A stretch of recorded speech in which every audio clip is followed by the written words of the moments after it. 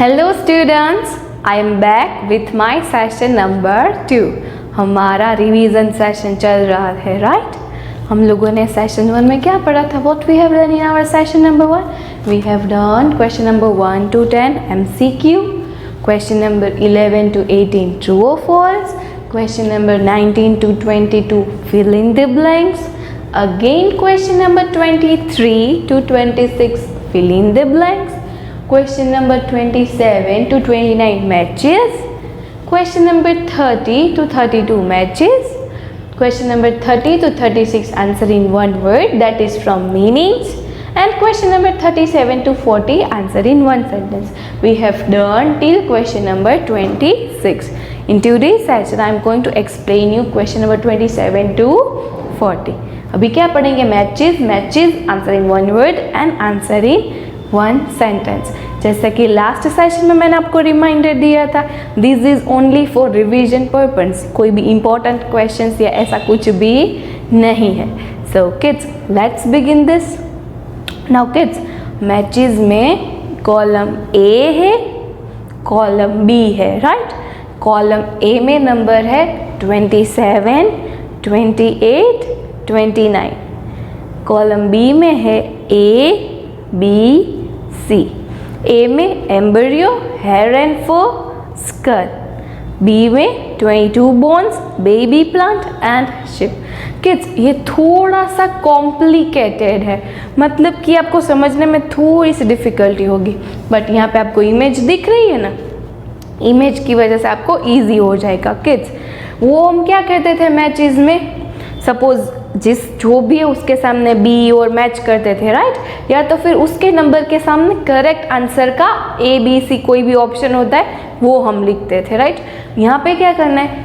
तीनों के correct answer एक ऑप्शन में है, तीनों के करेक्ट आंसर एक ही ऑप्शन में है।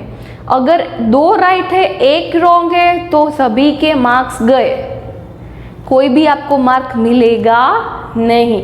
तीनों के तीनों ऑप्शंस अगर सही है तभी आपको मार्क्स मिलेंगे, अगर एक भी रॉन्ग है तो 1 मार्क भी आपको मिलेगा नहीं। वो कैसे किड्स? सपोज एम्ब्रियो है तो वो क्या है? Baby plant, right? तो 27 के सामने क्या आएगा? बी। तो ये ए, बी, सी, डी ही है, उसमें 27, 28, 29 है। एक में है बी, सी, ए, दूसरे में है ए, बी, सी, तीसरे में सी में है सी, बी, ए, और डी में है ए, सी, बी, राइट? तो तीनों के करेक्ट आंसर आएंगे, हमें वैसा वाला ऑप्शन सर्च करना है। कैसे? सपोज हमने देखा कि 27 के सामने बी है, एम्ब्रियो का आंसर है बेबी प्लांट, तो हमें देखना है 27 में बी वाला कौन सा है, तो ऑप्शन नंबर ए में दिखा ना सबको। नाउ हेयर एंड फर 28, तो उसका करेक्ट आंसर कौन सा? हेयर और फर, 2 ऑप्शंस बच रहे, शिप और 22 बोन्स। तो यस, हेयर एंड फर किसके पास होते हैं? शिप के पास होते हैं। तो 28 के सामने आएगा C. Now last one is skull. Skull में कितने बोन्स होते हैं? 22 बोन्स होते हैं, राइट? तो 29 का आंसर है ए। तो कैसे हुआ? 27 का बी, 28 का सी और 29 का ए, मतलब बी, सी, ए। तो ये तीनों के तीनों करेक्ट में कौन सा है? ए, बी, सी, डी में से बी, सी, ए, देखो ए वाला है, राइट? तो हमें पूरा का पूरा वो टिक कर देना है, मतलब ए के ऊपर टिक कर देना है, तो हमारे 3 मार्क्स कन्फर्म। अगर 2 ऑप्शंस करेक्ट है, 1 रॉन्ग है तो भी मार्क्स मिलेंगे नहीं। ये तीनों के तीनों करेक्ट होंगे, उनमें से ABCD में से आप करेक्ट वाला सर्च करके टिक करोगे तभी आपको मार्क्स मिलेंगे। Clear kids? I hope so you understand. Now again matches from question number 30 से 32 लेके, राइट? उनमें भी कॉलम ए है, कॉलम बी है, 30, 31 and 32। Reflex action, fracture, burns, and column B में A, B, C, cracked bone, injury caused by fire and blinking of eyes, right kids? तो ये है ना, नाउ हमें देखना है रिफ्लेक्स एक्शन मतलब ब्लिंकिंग ऑफ आईज, राइट। कोई भी अचानक से मोमेंट हो जाती है तो मतलब रिफ्लेक्स एक्शन ऐसा एक्शन कि माइंड ने कमांड हमें नहीं दिया होता है, हमने कोई भी चीज़ की है वो अचानक से की है। जैसे कि गर्म चीज़ में से कोई भी टच कर को फटाफट से बैक ऑफ हो जाना, राइट। फिर कोई भी लाइट आ जाती है तो हमारी आईज क्लोज हो जाती है, ब्लिंक हो जाती है, ऐसा हो जाता है ना। तो ये सारी की सारी चीज़ें होती है, उसको हम क्या बोलेंगे, रिफ्लेक्स एक्शन। मतलब 30 के सामने आएगा सी और उनमें से ABCD में से हमें चेक करना है, डायरेक्टली टिक करना नहीं है। बाकी के 2 देखे बिना टिक कर दोगे तो सब कुछ रॉन्ग हो जाएगा, राइट। Now 31 fracture. फ्रैक्चर मतलब क्रैक्ड बोन, राइट। तो 31 के सामने आएगा A। नाउ बर्न्स मतलब इंजरी कॉज्ड बाय फायर, ऐसी इंजरी जो फायर से कोज होती है, राइट। तो कैसे हुआ, 30 के सामने C, 31 के सामने A और 32 के सामने B। तो ये तीनों के तीनों करेक्ट किस में आ रहे हैं, A, B, C या D, किस में आ रहे हैं, मतलब C, A, B किस में आ रहे हैं, तो वो D में आ रहे हैं, राइट। तो हमें किसके ऊपर टिक करना है, D के ऊपर टिक करना है। Done, understood. Now next question number 33 से 36 तक, वो है आंसर इन 1 वर्ड। किड्स, मैंने बोला, पहले भी बोला था, again I am repeating, I took questions from meanings. मैंने सारे के सारे क्वेश्चंस मीनिंग में से निकाले हैं, because there is nowhere answer in 1 word in our text book, right. So we need to search it. तो मीनिंग्स में से निकाले हैं, तो you need to learn meanings, आपको मीनिंग्स भी लर्न करने होंगे। Now 33, that somebody can pass on to other people. ऐसी कोई भी चीज़ जो एक पर्सन से दूसरे पर्सन को पास हो सकती है, वो कौन सी चीज़ है, A nibble, B communicable, C nectar या D vaccine. Yes, it's a communicable B। क्यों, हमें मैंने बोला था ना, there are 2 types of diseases, one is communicable and another is non communicable. Communicable मतलब कि ऐसी डिसीज जो एक पर्सन से दूसरे पर्सन को इन्फेक्ट करती है, जर्म्स के थ्रू, किसी को टच करने से, ऐसी तरह से कम्युनिकेट करती है। फिर है नॉन कम्युनिकेबल डिसीज, जैसे BP, डायबिटीज़, कोई भी लंग्स प्रॉब्लम, हार्ट प्रॉब्लम। तो ये these are the problems that is totally non communicable, वो एक पर्सन से दूसरे पर्सन तक कम्युनिकेट करती नहीं है। तो यहाँ पे क्वेश्चन था कि एक पर्सन से दूसरे पर्सन को पास हो सकता है, it means it is communicable. Clear. Now next 34, a sticky substance that is produced in some parts of the body, especially the nose। एक स्टिकी सब्सटेंस होता है जो हमारे एक पार्ट में प्रोड्यूस होता है, स्पेशली नोज में। उस पार्ट को हम उसको क्या बोलेंगे हम, A erosion, B reflex, C mucus या D throat. Yes, it's a mucus. हमारे बॉडी में नोज है, nose, right.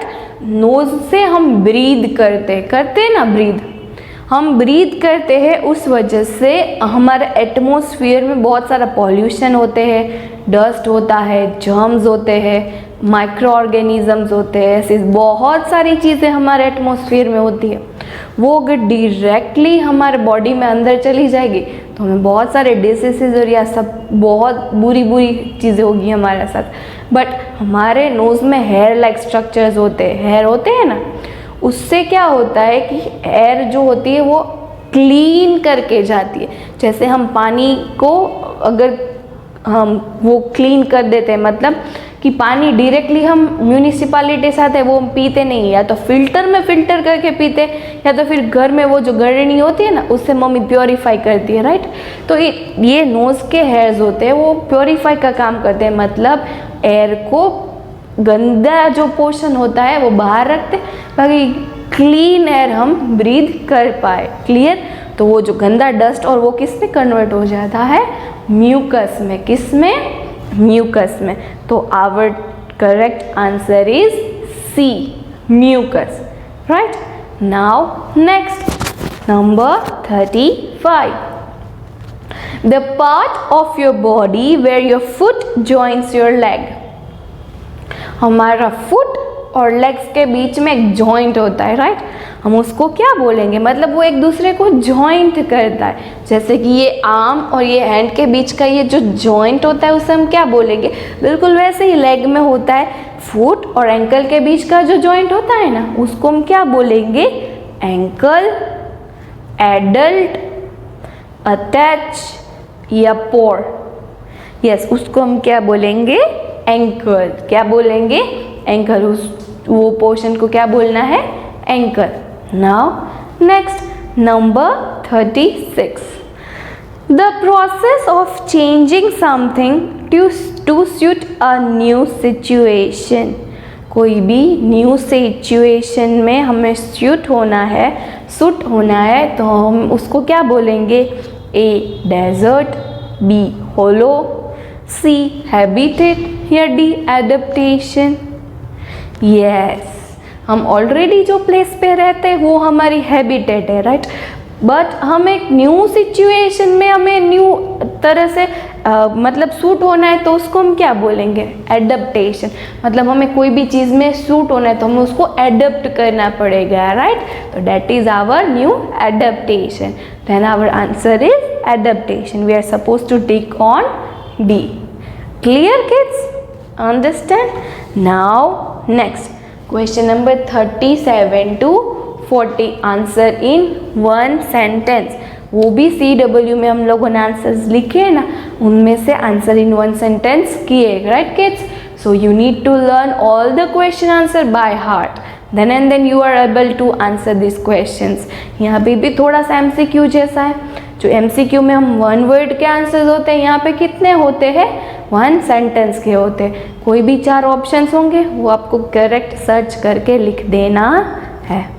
Now 37, what is the role of cotyledons in seed germination. Cotyledons का सीड जर्मिनेशन में क्या रोल है, मतलब वो क्या वर्क करता है। A, the cotyledons compete nutrients, the cotyledons require water, the cotyledons shrink and disappear, या फिर द कोटिलेडन्स बर्स्ट। क्या आएगा, yes, the answer is C, the cotyledons shrink and disappear, right kids, कि वो shrink होके disappear हो जाता है। This is the role of cotyledons in seed germination, right। Now next number 38, what forms the framework of our body। हमारे body में framework होता है, right। तो वो किसका फॉर्म है, A, the skeletal system, B, the skull, C, the digestive system, या D, ankle। Yes, our answer is A, the skeletal system forms our framework। skeletal system ही हमारी framework को form करता है, right। Clear kids? Now next 39, name the different parts of the brain। हमें यहाँ पे brain के different parts लिखने हैं। A, motor, sensory, brain stem, B, cerebrum, cerebellum and brain stem, C, nostril, motor या सेरेब्रम, या डी, रिफ्लेक्स, म्यूकस या sensory. Yes, हमारे 3 डिफरेंट पार्ट्स ब्रेन के क्या है, cerebrum, cerebellum and brainstem, right? So we are supposed to tick on B. Now next 40. Mention one good source of roughage in our diet. हमारे diet में हमें good source roughage का लिखना है. A pizza, B wafers, C green vegetables या D none of this. कौन सा diet roughage में हमारे गुड सोर्स में होता है? Pizza no veg, wafers no veg, it's a green vegetables. वो हमारी बॉडी के लिए बहुत ही अच्छा होता है, वो रफेज का वर्क करता है. उस वजह से हमारा बॉडी में कोई भी टाइप्स की डिसीजेस नहीं होती है, कॉन्स्टिपेशन नहीं होता है, तो हम हेल्दी रहते हैं, डिसीजेस फ्री रहती है, कोई भी डेफिशिएंसी होती नहीं है हमारे बॉडी में. Clear kids? I hope so you understand. तो हमने आज के सेशन में ये लास्ट 4 क्वेश्चंस किए, right? Matches, answer in one word, that is from meanings, and answer in one sentence. Clear? तो I hope so you understand very well paper style. आपको paper style अच्छी तरह से समझ में आई ना किड्स? कोई भी क्वेरी है पेपर स्टाइल को ओपन करो. मैंने आपको PDF भेजी है साथ में, जो मैंने भेजा था सेशन 1 में, वही PDF के लास्ट 4 क्वेश्चन मैंने इसी सेशन में एक्सप्लेन किए, राइट किड्स? तो वो क्या है? वो है विदाउट आंसर्स. और यहाँ पे मैंने जो कुछ भी एक्सप्लेन किया था वो विथ आंसर्स था, राइट? तो वो विदाउट आंसर्स क्यों भेजा मैंने आपको? ताकि आप उसकी प्रिंट निकालो या फिर ऐसा कुछ भी हो तो आपको answers, you can write answers by your own self. आप अपने आप से आंसर्स लिख सकते हो और अपने आप पेपर चेक कर भी सकते हो और अपने आप मार्क्स भी दे सकते हो, ताकि आपको पता चले कि आपने कैसा कितना लर्न किया है. समझ रहे हो kids?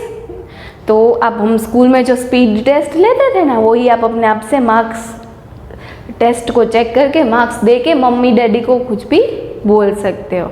Now kids, you need to read all the chapter, ताकि चैप्टर के बीच में से कोई भी क्वेश्चन आए तो आप कोई भी टाइप की कंफ्यूजन ना हो.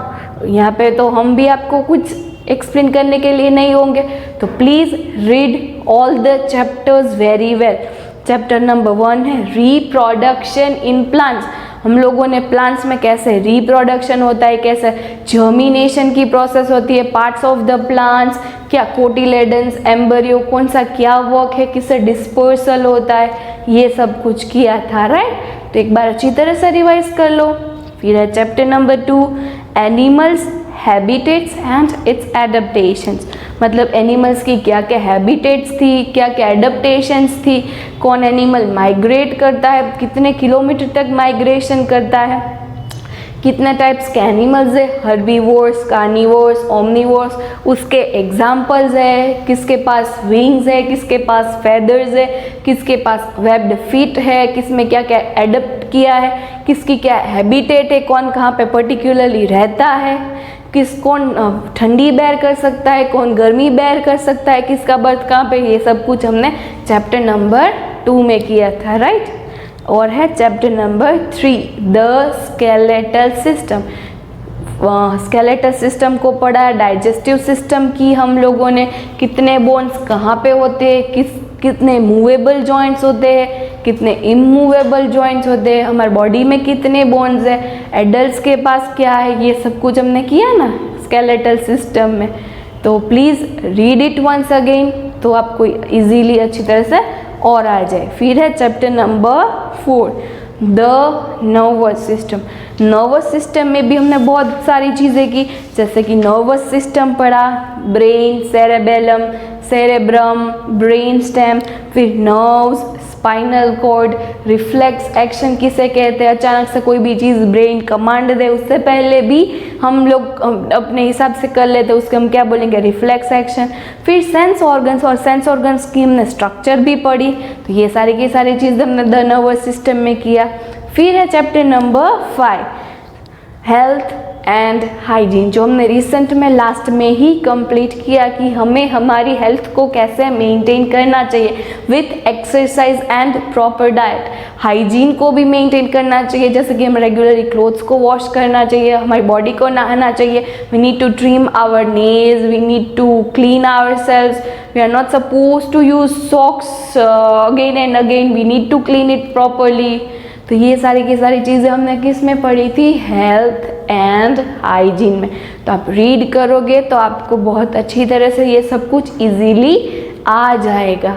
तो किड्स, ये we completed our course of session 1 with revision, right.